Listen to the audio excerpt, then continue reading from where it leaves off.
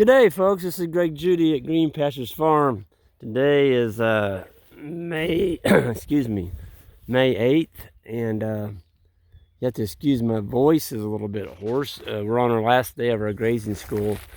I'm over here early in the morning, and I actually released our fly parasites into the cattle manure behind the cow mob this morning. Just a beautiful morning. The trees are almost, well, that honey locust isn't quite got the leaves on it, but that big oak tree down there, he's getting with it pretty good.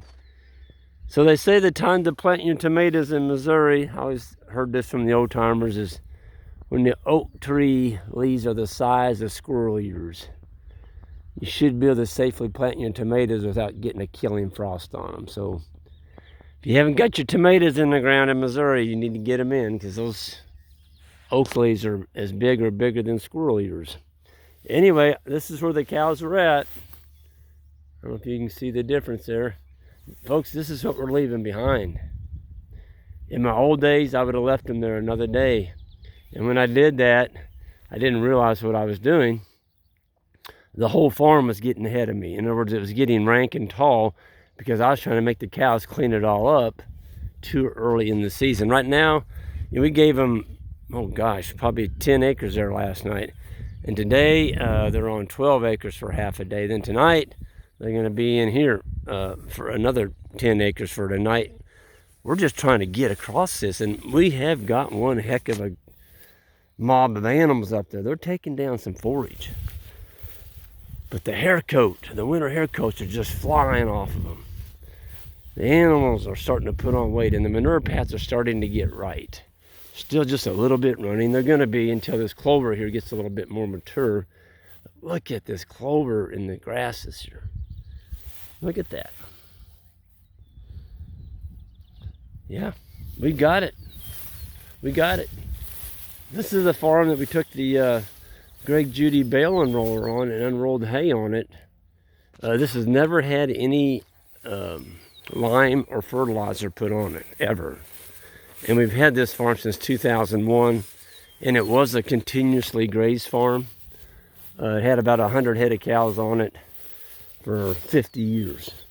And they were never ever rotated.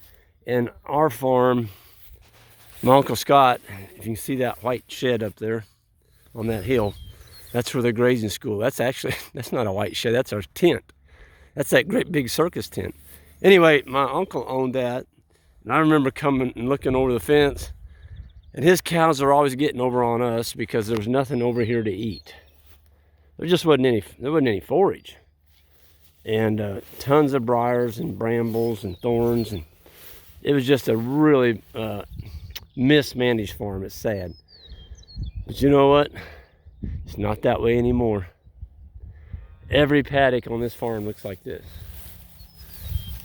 And you know what's really neat about this, folks, is we didn't sow any of this. We didn't sow any of this clover. People say, oh, you got to put clover seed down if you're going to get clover in your sward of grass. No, you don't. Not if you graze correctly. If you give it a nice long recovery period in the fall, not in June, July, you don't worry about those, because that seed that comes up on the clover plants in June, middle part of July, it's not worth anything. It will not perpetuate next year's plant seeding. You need that one in, more like end of August, September.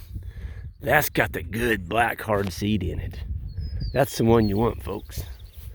And if you'll give your rotation and your recovery periods and have a grazing chart, and watch your moisture and don't come back too soon, let this clover get mature in the fall, you're going to have this.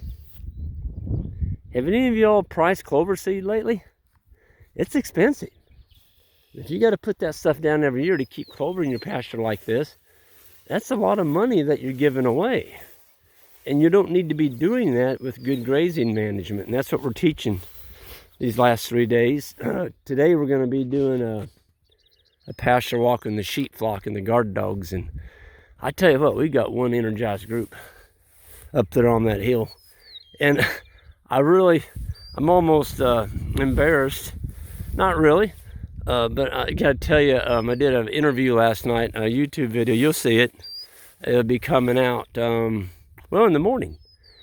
And this really passionate young woman came up to me talking about her sheep. She said, well, I saw Greg Judy got sheep.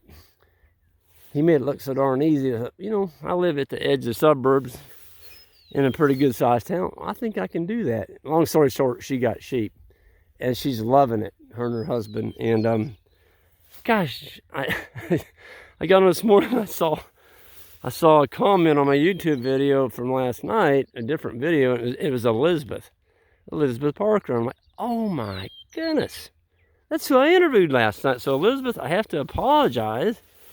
My gosh, you are one of my most loyal YouTube commenters on my videos, and there I was interviewing you. I didn't put two and two together until this morning. I'm like, oh, it's Elizabeth Parker. So cool. She's one passionate lady. I'm gonna tell you all that. She's got a website she's gonna be bringing up, and you just watch for that on her farm. I think on that video I did with her, she did tell the farm name. Her and her husband are here, and they're just digging this whole conference. But to me, it's exciting to see people like Elizabeth and her husband. 5 acres, they're raising their own food now with a ruminant animal, some sheep. And I mean, they're enjoying life, and they're getting some really good food raised just the way they did it all. They know where that animal came from, how it was raised, what it ate. It had a wonderful life, and now it's feeding their family. And it's so rewarding. It's so rewarding, especially in today's food. I mean, it's kind of disappointing. You go to the store and look at the food, and people have to eat that stuff, and you can raise a whole lot better yourself out here on the land, and it doesn't take a lot. I mean, Elizabeth has 5 acres, and they're raising food for their family, which I think is awesome. So, you just got to start. And she started watching my videos, and she's like, I think we can do that. And so they did, and you know what? They are doing it. And it's just the passion in that young lady's voice and her expressions and her demeanor. I mean, my gosh, her and her husband are on cloud 9, and I think that's awesome, because when you get out on the land, folks, and you get this every day, it does something to you. I'll tell you what it does to you. It heals your soul.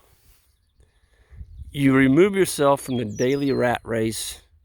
I talked to a young man last night, 4 kids from Pennsylvania, wonderful family, wife and 4 kids, and he's busy. He's got a pretty high stress job, but he says, Greg, when I get home, and a lot of nights I have to put on a light on my head to go do my chores. He said, it's just like a huge weight has been lifted off of my chest when I get to go out and spend time on my farm with my animals.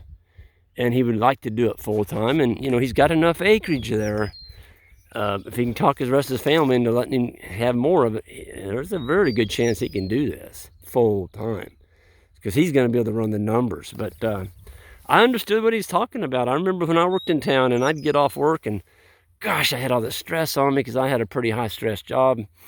There was people that could get killed around me if I wasn't watching what I was doing, because I ran a huge high-powered generator, blew stuff up all day in a bomb shelter, and so I had to watch what I was doing.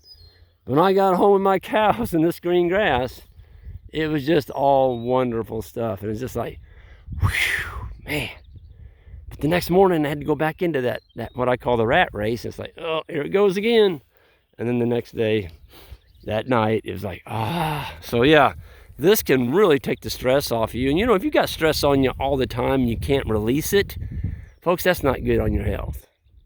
Absolutely is not. So highly recommend animals, grass, forage, wildlife. I've got birds around me singing this morning. I just saw a buzzard flying over there, hawk. Coming over here, I saw some deer run down through the valley there. Turkey was gobbling up on that hill this morning, kind of poking his fun nose at me. Like, Greg, you didn't get me. I'm like, that's fine, Mr. Gobbler. You just raise some more young gobblers for next year. But it's just a beautiful life. And with that, I'm going to go ahead and sign off here. I got to get up to the grazing school this morning. But you all hit that subscribe button on the way out, and we're going to see you all down the road.